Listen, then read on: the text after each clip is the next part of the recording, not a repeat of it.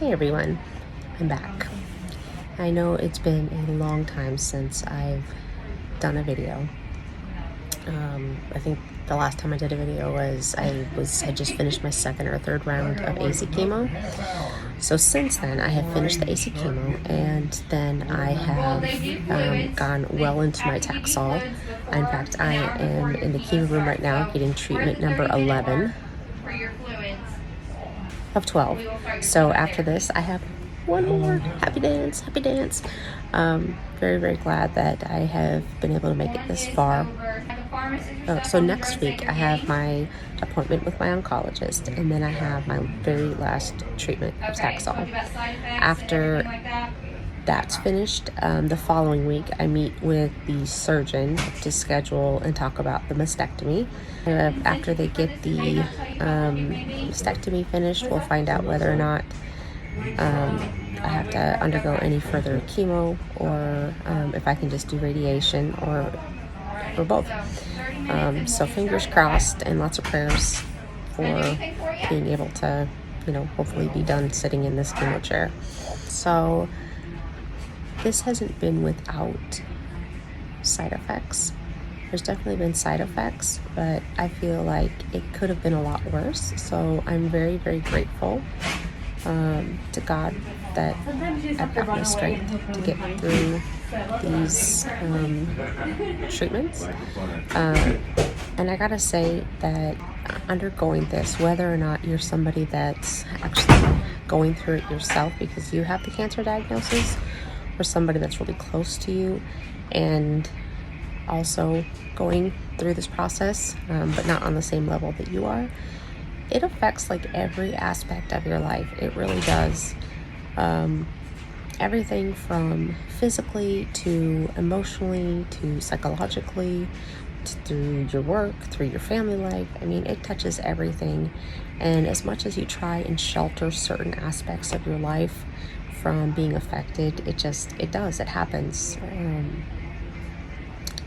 No matter what you do, I feel very blessed that I've been able to get this far with as little side effects as I've had. So let's talk about some of the side effects that I personally have had. And just because I'm telling you about these side effects doesn't necessarily mean that you are going to have these side effects either. But they are just some of the ones that I experienced. Of course, number one, hair loss. As you can see, I still have some hair gone, but I'll get a little picture in there. But I do have some little tiny baby hairs starting to grow back.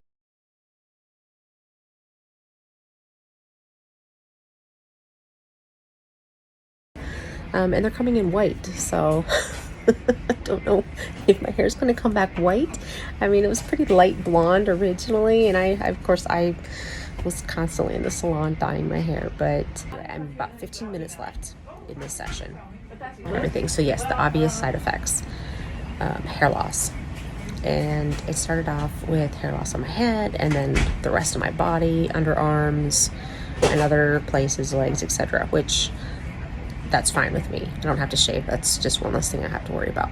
But as I've continued with the Taxol, even though my hair is starting to slowly come back here, I'm lost a lot of my eyebrows. You can see like they're really sparse there. I've been having to use a pencil to pencil them in to make them look a little bit thicker. So because like I said, this is so weird. I got like a little bald spot. I've lost most of my eyelashes on my lower eyelashes. I have literally 3 on each side, and then most of my eyelashes have all fallen out as well. I still have a couple left, but most of them for the most part have all fallen out. I mean, it is what it is. So I mean, sometimes you gotta come up with creative ways to make yourself feel and look as normal as possible. So that aside, a couple of the other unpleasantries. Taxol, it's its own animal for sure. It's its own animal in the zoo. It's got its own side effects that are separate from the AC chemo. Really and honestly, I don't think one is any worse or any better for me. The Taxol had its own set of challenges that the AC didn't, and vice versa. So some of the other physical side effects that I've experienced during this. Other skin issues. Had a really bad rash all over my hand, starting in between my index finger and my thumb, in that area right there.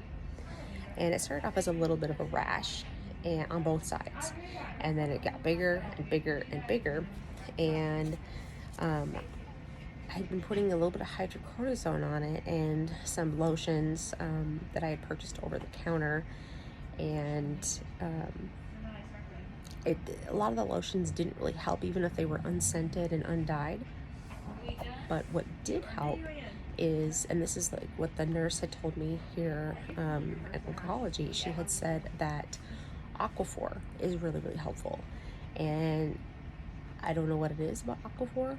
And it's like 40% Vaseline, but it works. And like, I was like, well, I could just get regular Vaseline. Vaseline is 100% petroleum jelly. No, I don't know what it is, what the difference is, but Aquaphor definitely works. And like I said, it still has kind of like a, I don't want to say scaly because it's not scaly anymore, but it was scaly before I started using the Aquaphor. But it still has a little bit of like a elephant skin appearance, kind of rough and not really nice looking. But the rash itself is much better, but it had started to spread like down into my forearms, and I had a little spot on my neck. I probably can't see it very well in here now, but it's gotten better. I'm really glad for that. Probably one of the worst things that I've had to deal with the Taxol is, and this, I don't remember them talking about this when I had my very first appointment with the oncologist, but my nails were actually starting to separate from my nail bed. And I know you're thinking, wow, that sounds painful. It is.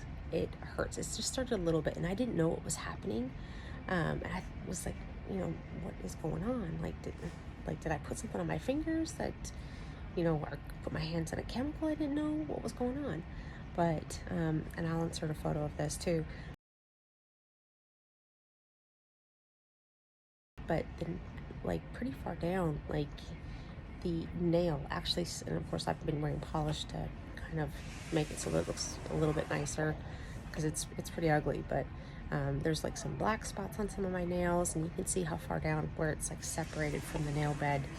Of course I know that'll get better with time, but it still gets really sensitive.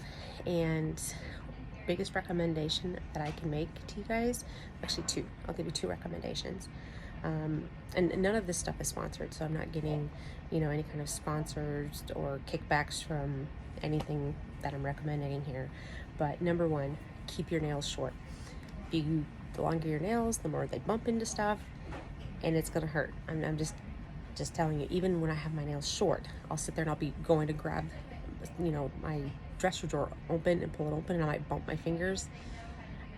It can bring you to tears because it hurts that bad. You wouldn't think that that's possible, but it is. The second thing is when I knew that I was going to be undergoing chemo, I had been told that, your nails might get, weak and brittle, which I had never really had much of a problem with before. But I went to Walgreens and I picked up a bottle of Neocell, and it's a biotin product that you can,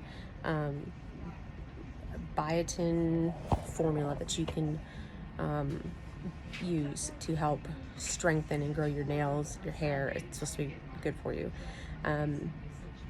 And I think that's helped. Like, I haven't had weak nails. They're not weak at all. They're definitely, strong and thicker. They're not real thin or peeling or anything, but it's just, they have separated from the nail bed. And I think that's been probably one of the worst things about this week. Sitting in the chair again for lucky number 12. We finally did it. We are done. After we start this run, that is it. I am so glad to finally be done, at least with this part of the treatment. It's yeah, I can't describe it. It's kind of bittersweet to end it where I started it, and I believe that the reason that they had me here for my final treatment is that they have the bell here. When they told me that my treatment was going to be here at this location today, I was really upset. And you know, in the back of my mind, I couldn't understand why I was so upset about it. I think it's just because this didn't start off as a good well, chemo's not a good experience for anybody, so I shouldn't say it like that, but it was hard because COVID was still in full swing and you couldn't have anybody with you, and so it was just really, really tough for me to come to that appointment, my very first appointment, by myself and not have a support person with me. It was very, very difficult, and I guess all those memories kind of came flooding back when they told me that it was going to be back here, even though, you know, my husband can come with me to these appointments, and you know, we spend time together. Just I know that I'm not alone, even if we're sitting there and, you know, laughing and joking while scrolling through our phones. It's just that I'm not alone. So that makes a big difference, at least for me personally. It did. But I am glad to be done. I am tired. I think more physically now. This is kind of finally hit me this last week with being tired. For those of you guys just starting this journey, or kind of maybe know somebody that's going through this, hang in there. That's all you can do. It's really just one day at a time. I know it's frustrating to hear, you know, be strong, you're so brave. You don't have a choice. I'm here to tell you, you don't have a choice. Really, there's two choices. You can either get treatment and hope that it does what it's supposed to do and get rid of this cancer, or you can not get treatment and take a gamble and, you know, see what happens. I don't recommend, you know, the wait to see what happens with no treatment, but I respect people that decide to do that. That's totally their decision, and I wish the best for them, and you know, it's all in God's hands. All right, so we made it. I'm here in the hold waiting to go back for my surgery. I'm going to be having a right modified radical mastectomy and a left prophylactic mastectomy. I spoke with my surgeon at length when I had my appointment a couple weeks ago, when we were talking about the mastectomy and whether or not to do reconstruction versus no reconstruction. And what I decided is I do not want to have reconstruction at this time, because I don't want an infection potentially to delay any kind of radiation and further treatment that I might need. So for right now, I'm going to be putting that on the back burner if I decide to even do it at all. Since I was like 8 years old in second grade, I have worn a training bra and then a bra I've worn a bra for like the last 30 years. Yes, I was like 8 years old when I first got my bra. And I'm honestly sick of it. I am tired of straps sticking into my shoulders, and the band not, you know, rubbing you the wrong way sometimes when it's hot outside and you're sweaty, the underwires poking out. And completely honest, for me, I know I'm not going to have the sensation that I would normally have in my breast. So for me, it's just not worth the extra surgery plus the extra downtime to get reconstruction. Now, I know everybody's different, and for those that do want to go ahead and have reconstruction, I think that's, you know, you definitely need to do what you think is best for you. But in my case, I think I'm good with going flat. It's I think I see a lot of benefits to it, especially for me right now.